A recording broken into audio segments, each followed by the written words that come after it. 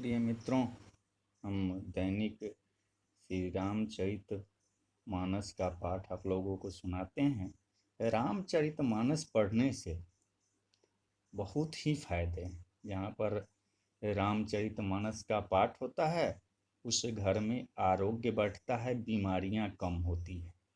जिस घर में यदि रामचरित मानस की शाम के समय देसी घी का दीपक जलाकर रामचरित मानस की आरती प्रतिदिन किया जाए, उस घर पर श्री राम जी की कृपा सदैव रहती है और घर घर में शांति का वातावरण रहता है।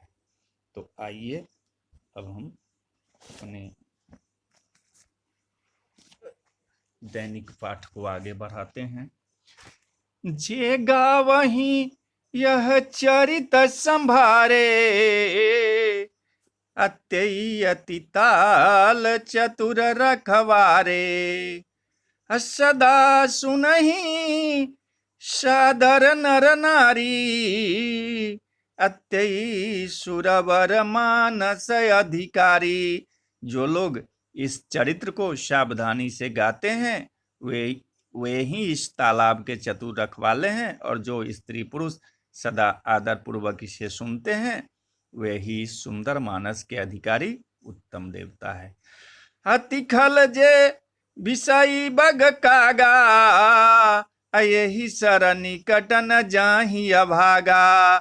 असंबुक भेख सेबार समाना, अहन विषय कथा रस नाना। जो अति दुष्ट और विषयी हैं वे अभागे बगुले और कौवे हैं, जो इस सरोवर के समीप नहीं जाते, क्योंकि यहाँ इस मानस सरोवर में घोंघे मेढक और सेवार के समान विषय रस की नाना कथाएं नहीं है। तेहि कारण आवत ही हारे, अकामी काक बलाक विचारे। आवत यही सर अति कठिनाई, राम कृपा बिनु आई न जाई। इस कारण बेचारे कौवे और बगुले रूपी विषयी लोग यहाँ आते हुए हृदय में हार मान जाते हैं, क्योंकि इस सरोवर तक आने में कठिनाइयां बहुत है। श्री राम जी की कृपा बिना यहाँ नहीं आया जाता। कठिन कुसंग कुपंथ कराला, तिन के बचन बाघ हरि ब्याला। गृह कारज नाना जंजाला, अत्य अति दुर्गम शैल विशाला।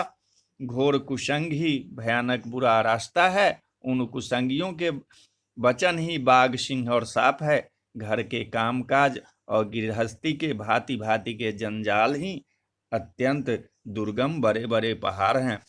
बन बहु विषय मोह मद माना, नदी कुतर्क भयंकर नाना। मोह मद और मान ही बहुत से बीहर वन हैं और नाना प्रकार के कुतर्की भयानक नदियां हैं। जे श्रद्धा संबल रहित नहीं संतन कर साथ, तिन कहु मानस अगमति। जिनहि न प्रिय रघुनाथ। जिनके पास श्रद्धा रूपी राह खर्च नहीं है और संतों का साथ नहीं है और जिनको श्री रघुनाथ जी प्रिय नहीं है, उनके लिए यह मानस अत्यंत ही अगम है। अर्थात श्रद्धा, सत्संग और भगवत प्रेम के बिना कोई इसको नहीं पा सकता। जो करी कष्ट जाई पुनि कोई, जात ही निंद जुराई होई। जड़ता जार विषम उर लागा, गय हुन मज्जन पाब अभागा। यदि कोई मनुष्य कष्ट उठाकर वहां तक पहुंच भी जाए तो वहां जाते ही उसे नींद रूपी जुड़ी आ जाती है। हृदय में मूर्खता रूपी बड़ा कड़ा जाड़ा लगने लगता है, जिससे वहां जाकर भी वह अभागा स्नान नहीं करता। करी न जाई असर मज्जन पाना, फिर आवई समेत अभिमाना। जो बहोरी को पूछन आवा, असर निंदा करता ही बुझावा। उससे उस सरोवर में स्नान और उसका जलपान तो नहीं किया जाता, वह अभिमान सहित लौट आता है फिर यदि कोई उससे वहां का हाल पूछने आता है तो वह अपने अभाग की बात न कहकर सरोवर की निंदा करके उसे समझाता है। सकल विघ्न व्यापहि नहीं तेहि, राम सुकृपा बिलो कहीं जेहि, सोई सादर सरमज्जनु करई, महाघोर त्रयताप नजरई। ये सारे विघ्न उसको नहीं व्यापते जिसे श्री रामचंद्र जी सुंदर कृपा की दृष्टि से देखते हैं। वही आदर पूर्वक इस सरोवर में स्नान करता है और महान भयानक त्रिताप से नहीं जलता। ते नर यह सर तजहि न काऊ, जिनके राम चरण भल भाऊ, जो नहाई चाहे सर भाई, असो सतसंग करऊ मन लाई। जिनके मन में श्री रामचंद्र जी के चरणों में सुंदर प्रेम है वे इस सरोवर को कभी नहीं छोड़ते। हे भाई, जो इस सरोवर में स्नान करना चाहे वह मन लगाकर सत्संग करे। असमानस मानस चख चाही, अभई कवि बुद्धि विमल अबगाही, अभय हृदय आनंद उछाहू, उमग्यऊ प्रेम प्रमोद प्रवाहू। ऐसे मानस सरोवर को हृदय के नेत्रों से देखकर और उसमें गोता लगाकर कवि की बुद्धि निर्मल हो गई, हृदय में आनंद और उत्साह भर गया और प्रेम तथा आनंद का प्रवाह उमड़ आया। चली सुभग कविता सरिता सो, राम विमल जस जल भरिता सो, सरजू नाम सुमंगल मूला, आलोक वेद मत मंजुल कुला। उससे वह सुंदर कविता रूपी नदी बह निकली जिसमें श्री राम जी का निर्मल यश रूपी जल भरा है। इसका नाम सरजू है जो संपूर्ण सुंदर मंगलों की जड़ है। लोकमत और वेदमत इसके दो सुंदर किनारे हैं। नदी पुनीत सुमानस नंदनी, कलिमल तृण तरु मूल निकंदनी। यह सुंदर मानस सरोवर की कन्या सरजू नदी बड़ी पवित्र है और कलयुग के छोटे बड़े पाप रूपी तिनको और वृक्षों को जड़ से उखाड़ फेंकने वाली है।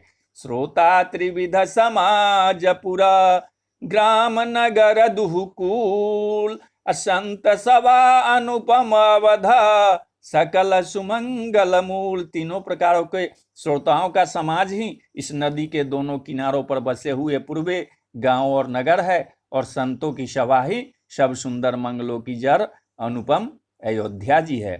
राम भगति सुर सरित ही जाई, अमिली सुकीरति सरजु सुहाई, सानुज राम समर जसु पावन, अमिलेऊ महान दुसोन सुहावन। सुंदर कीर्ति रूपी सुहावनी सरजू जी राम भक्ति रूपी गंगा जी में जा मिली। छोटे भाई लक्ष्मण सहित श्री राम जी के युद्ध का पवित्र यश रूपी सुहावना महानंदा सोन उसमें आ मिला।